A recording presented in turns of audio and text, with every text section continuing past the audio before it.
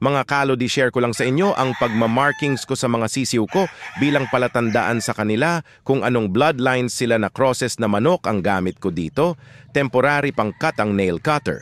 Pero pwede kayong gumamit na ibang material na pangkat bilang palatandaan sa aking. Kasi ito lang ang available ang nail cutter. Bali sa dulo, ako nagmarking. Para palatandaan na ito ay crosses ng Boston X, Boston Brown Red.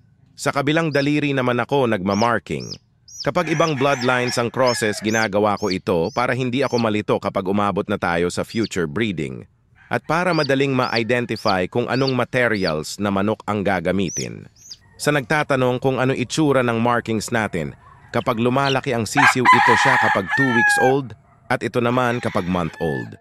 Kayo mga kalodi, paano kayo naglalagay ng marking nyo bilang palatandaan sa panabong na manok? Comment down below itsura ng manok nyo na may markings. Maraming salamat. Ingat lagi and happy farming!